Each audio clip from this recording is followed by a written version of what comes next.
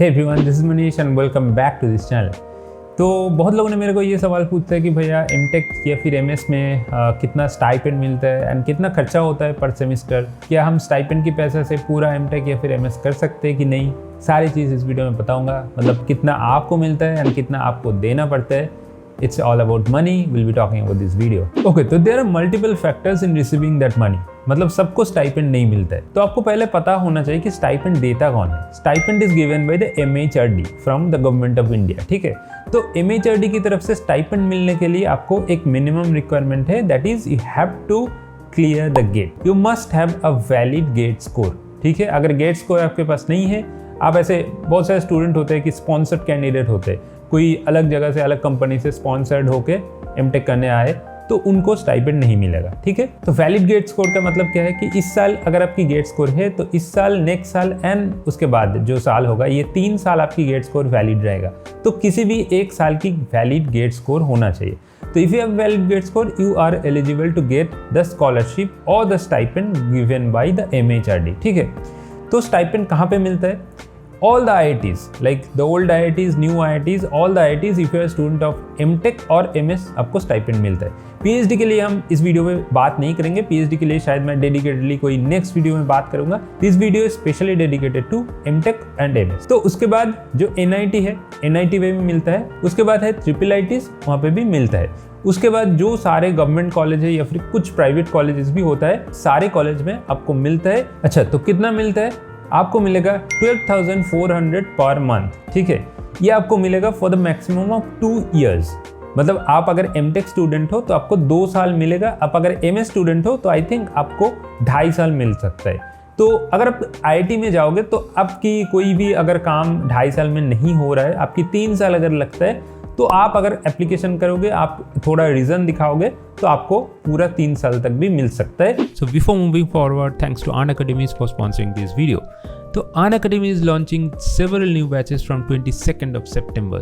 तो अगर आप GATE 22 में अपेयर करना चाहते हो, and if you are from computer science and IT, so there will be completely new batches for you. I know the time is very less, आपके पास बहुत कम टाइम है, तो इसी कम टाइम में top quality material, top quality video solution from the top quality educators अगर आपको चाहिए, तो please join this new batches from Unacademy। Also अगर आप 23 में अपेयर करना चाहते हैं, if you are from computer science और IT या फिर मैकेनिकल या फिर सिविल, तो आपके लिए सेवरल बैचेस तो Unacademy लॉन्च ही कर रहा है। तो आपके लिए ये न्यू बैचेस काफ़ी हेल्पफुल हो सकता है, and you can get instant 10% discount if you use my code Manish Majumdar during taking the subscription. So with Unacademy, let's crack it. So it's a pretty decent amount, I can say, not that huge, not that very less. पहले 8,000 मिलता था, उससे थोड़ा ज़्यादा है 12,400। आपको लगता है कि यार ये तो बहुत कम अमाउंट है, उससे तो ज़्यादा बहुत जॉब में मिल सकता है। So this is not a job, ये आपको मिलेगा फॉर द टीचिंग और रिसर्च असिस्टेंटशिप। ठीक है, the term assistantship is important है। तो असिस्टेंटशिप का मतलब क्या होता है कि per week you have to submit 8 hours of your work. मतलब आपको हर हफ्ते 8 hours की वर्क करना होगा। तो जनरली क्या काम होता है? 8 hours is the theoretical thing. Generally क्या काम होता है कि आप अगर एमटेक या MS स्टूडेंट हो, तो आप जो बीटेक स्टूडेंट है, बीटेक स्टूडेंट के गाइड करेंगे। उनका जो लैब होगा, लैब में असिस्टेंट होकर काम करोगे, या फिर कुछ डिपार्टमेंटल TA होता है, डिपार्टमेंट की बहुत सारी चीज़ होता है, उसको संभालने के लिए आपको TA बनना पड़ेगा। उसके अलावा बहुत सारे रिसर्च एक्टिविटीज़ होता है, चाहे आपकी गाइड की हो, चाहे आपकी एंटायर डिपार्टमेंट की हो, आपकी जो ब्रांच है उसकी हो। तो रिसर्च में अगर आपको काम करने, उसके भी आप असिस्टेंट बन सकते हो। या फिर जो एग्ज़ाम होता है स्टूडेंट की, जो एमटेक का भी होता है, बीटेक का भी होता है, जो अलग अलग एग्जाम होता है, उसी एग्जाम में भी आप TA बन सकते हो। जैसे कि during my time at IIT Kanpur, I was a TA of the first year course which is fundamental of computing. तो उसमें स्टूडेंट की जो लैब होते थे, उसमें मैं काम करता था। उसके बाद स्टूडेंट की जो एग्जाम होते थे, एग्जाम में आपको कॉपी चेक करना होता है, जो ऑटोमेटेड टेस्ट केस रन करना होता है, जो लैब में जो एग्जाम होता था, तो उससे भी आपको बहुत सारी चीज़ चेक करना होता है, उसका रिजल्ट निकालना होता है। तो ये बहुत सारी चीज़ आपको काम करना होता है। कुछ ऐसे सब्जेक्ट होते हैं जिनका स्ट्रेट फॉरवर्ड एग्जाम होता है, तो उनका जो कॉपी होता है, वो कॉपी डायरेक्टली TA के पास चला जाएगा, एंड जो ऑफिशियल आंसर की होंगे, ऑफिशियल जो आंसर प्रोफेसर ने प्रपोज करेगा, उसके अकॉर्डिंग आपको वहाँ पे मार्क्स पुट करना होगा। तो आपको स्टाइपेंड मिलेगा for this kind of activities only. इसके अलावा कुछ आपको करने की जरूरत नहीं है। तो आपको लगता है ये तो थोड़ा बहुत हेवी काम है, क्योंकि आपको एमटेक में या फिर MS में बहुत सारे प्रेशर होंगे, उसके बाद हम इतना कुछ कैसे मैनेज करेंगे। तो let me tell you one thing clearly कि आपको उतना प्रेशर नहीं आएगा। कुछ ऐसी कोर्स है जिनका बहुत सारे प्रेशर होता है, आई know, during the semester exam, but generally course में उतना प्रेशर नहीं होता। So this is not the end actually. 12,400 से भी आपको कहीं ज़्यादा भी मिल सकते हैं, उसके बारे में हम बाद में बात करेंगे। बट बिफोर दैट, आपने अगर अभी तक इस चैनल को सब्सक्राइब नहीं किया तो प्लीज़ सब्सक्राइब कर दो। This type of content I will regularly post in my channel. तो अगर आपको ये सब की ज़रूरत है तो प्लीज़ चैनल को सब्सक्राइब कर देना, एंड वीडियो को अगर अच्छा लगा तो बाद में एक लाइक भी कर देना। तो if you are a student at MTech और एमएस, आपको 12,400 से भी कहीं गुना ज़्यादा भी मिल सकते हैं। स्पेशली एमएस के पास ये अपॉर्चुनिटी ज़्यादा है कि उनका जो प्रोफेसर है, उनका जो गाइड है, उनके पास अगर कोई फंडेड प्रोजेक्ट आ जाए and that student will work on that funded project, अगर वो ठीक से काम कर पाए तो आपको उससे कहीं गुना ज़्यादा भी मिल सकते हैं। मेरा ऐसे बहुत सारे दोस्त हैं जो 20 to 25 रेंज में अर्न करते थे, कुछ दोस्त थे उनसे ज़्यादा भी अर्न करते थे। That depends on the funding, ठीक है, and that depends on the professor.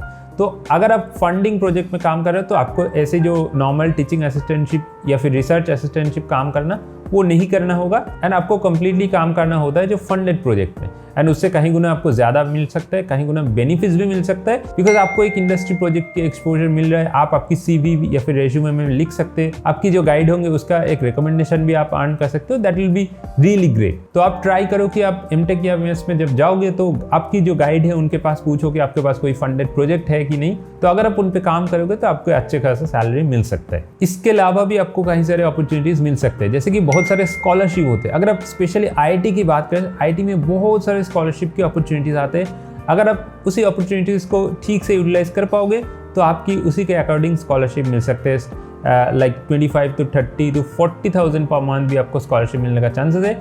वो डिपेंड करते हैं स्कॉलरशिप क्या है, कहाँ से है, कितना इंपॉर्टेंट है। तो आपको उसमें बैठना होगा, कुछ ऐसे कम्पीट करना होगा, कुछ एग्जाम भी हो सकता है, उसके बाद इंटरव्यू भी हो सकता है। तो you have to be prepare for that, ठीक है। उसके अलावा भी आप बहुत सारे कुछ अर्न कर सकते हो if you go to an internship. Internship में बहुत अच्छी पैसा मिलता है। जो अच्छी प्रोडक्ट बेस्ड कंपनीज होता है या फिर कुछ कंसल्टेंसी फार्म होता है, बैंकिंग सेक्टर होता है, उसमें 50,000 to 1 लाख या फिर मोर देन 1 लाख, 1.5 लाख भी आपको मिल सकता है per month, and they will take I think 2 to 3 months during the summer vacation. तो आप अगर उस पर जाओगे अच्छी खासा अर्न करके आ सकते हो। So if you want to go to an internship, just talk to your guide and just know the overall procedure कि इंटर्नशिप पे कैसे अप्लाई करना है, कैसे प्रिपेयर करना है। उसके बाद आप इंटर्नशिप पे अगर जाओगे अच्छी खासी पैसा अर्न कर सकते हो। अच्छा, तो चलो ये बात आपकी हो गई कि आपके पास कितना आ रहा है, लेकिन आप बात करते कि आपसे कितना जाएगा, मतलब आपको कितना खर्चा होगा एमटेक और एमएस करने में। तो जनरली अगर आप ओल्ड IIT में जाओगे उतना खर्चा नहीं होगा। हॉस्टल रेंट, फूड रेंट या फिर जो सेमिस्टर की खर्चा होने वाला है बहुत ही लिमिटेड है। सेमिस्टर में I guess in during my time at IIT Kanpur I have to pay like for the first semester I had to pay like 25 to 30,000 ऐसे कुछ पे करना होता था। उसके बाद जो सेमिस्टर होता था तो वो 10 to 15,000 या फिर 20,000 के अंदर अंदर आपकी पूरा सेमिस्टर की खर्चा हो जाता है। But you will be earning a lot more than that. आपको 12,400 पर मंथ मिलेगा, तो आपको इजीली सेमिस्टर खर्चा एज वेल एज आपको जो हॉस्टल रेंट है, फूड रेंट है, सारी चीज़ इजीली मैनेज हो जाएगा ना। आपके पास अच्छी खासा सेविंग्स भी आ सकते हैं। आप अगर कोई न्यू IITs में जाओगे तो न्यू IITs में आई गेस 30 to 40,000 ऐसी रेंज में आपकी सेमिस्टर फीस होते, थोड़ा ज़्यादा भी हो सकते हैं। न्यू IITs थोड़ा महंगा है, but as per as I know the according to the recent news fees थोड़ा बढ़ गया। I guess it's around 30 to 40,000 per semester, I guess for the old IITs too, because for the new batches I came to know that the fees is something increasing। तो मैं अभी sure नहीं हूँ, आप अगर चेक कर सकते हो तो आप चेक करके देख सकते हो। आप कमेंट भी कर सकते हो if you have any further information. Now अगर आप NIT में जाओगे, NIT का कॉस्ट थोड़ा महंगा हो सकता है। I don't have the exact figures. आप जो करस्पॉन्डिंग NITs है उनकी पेज में जाके, वेबसाइट में जाके देख सकते हो उनकी कितना फीस है, बट थोड़ा महंगा हो सकता है, ठीक है। उसके बाद अगर IIIT की बात करें तो IIIT Delhi and IIIT Allahabad ये मतलब काफ़ी कम खर्चे में हो जाएंगे, लेकिन IIIT Hyderabad and IIIT Bangalore is way to costly, ठीक है। उसके बाद जो बिट्स है, Birla institute of technology and science, वो भी काफ़ी महंगा है। मतलब आपको जो स्टाइपेंड आएगा उससे आपकी सेमिस्टर की खर्चा नहीं पूरा हो गए, तो यू हैव टू पे फर्दर अमाउंट, बट आपको इंस्टेंट लोन मिल जाएगा। आप अगर उस पर अप्लाई करना चाहते हो तो आपको इजीली लोन मिल जाएगा। After getting a placement you can repay the loan. तो the overall thing is, except some few private और इंटरनेशनल कॉलेजेस, जो बाकी सारे जो कॉलेज है उसमें सेमिस्टर फीस जो है उससे कहीं गुना ज़्यादा आपको पूरा सेमिस्टर में स्टाइपेंड मिल सकता है, and that will be more than enough to survive the entire MTech and MS duration. And also यहाँ पे आपको स्टाइपेंड मिलेगा अटेंडेंस की बेसिस पे, ठीक है। आपको अगर मंथ में कोई एक दिन अटेंडेंस नहीं है, you have to give the biometric attendance as far as I know during IIT Kanpur. कुछ IIT में ऐसे होते हैं कि आपको रजिस्टर में अभी तक साइन करना होता है, बट अभी बायोमेट्रिक सारे डिपार्टमेंट में हो गया। तो बायोमेट्रिक में आपको किसी एक दिन का अटेंडेंस अगर मिस है तो उसी एक दिन का जो वैल्यू होता है, मतलब 12,400 डिवाइडेड बाय 30 करके जो वैल्यू होता है वो आपको डिडक्ट हो जाएगा, ठीक है। लेकिन आपके पास ऐसे 10 to 15 डेज का लीव होता है। अगर आप लीव अप्लाई करोगे तो आपकी वो वैल्यू अगेन दोबारा से क्रेडिट हो जाएगा, कोई पैसा देने की जरूरत नहीं है, ठीक है। तो attendance is a vital factor, and जो लीव मिलता है वो काफ़ी अच्छा है, मतलब 10 to 15 डेज पर semester is enough for the normal condition. अगर आपको कुछ स्पेशल कंडीशन है तो आप अप्लाई करके लीव ले सकते हो, ठीक है। तो अगर मेरा केस की बात करें, मेरे पास बहुत सेविंग्स हो रहा था। I used to come I think in every 1 or 1.5 month I used to come to home, and also sometimes I used to visit to my home via flight. तो उसकी खर्चा थोड़ा महंगी होता है, but still I had enough savings for that. And मेरा पूरा जो एक्सपेंसेस थे, एंटायर 2 साल की जो एक्सपेंसेस थे, वो मैं पूरा जो स्टाइपेंड के अमाउंट्स है उसी से ही चला लिया। कोई पैसा घर से आपको नहीं देना पड़ेगा एक्सेप्ट द फर्स्ट सेमिस्टर की फीस। जो आप पहली बार जाओगे, स्टाइपेंड मिलने से पहले आप जाओगे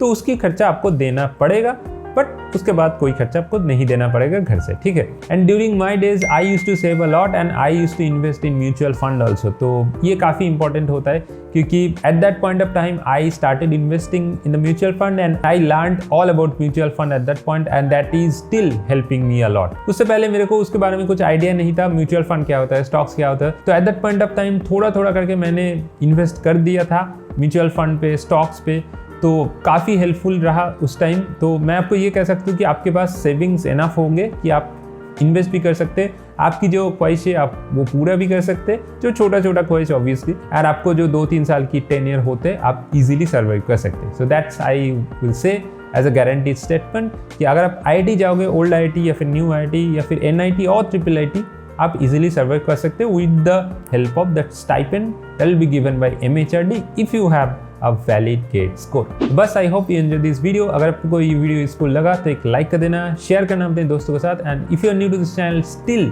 आपने सब्सक्राइब नहीं किया तो वेट क्यों करो, सब्सक्राइब कर दो। So I will see you in the next video, till then take care and good bye.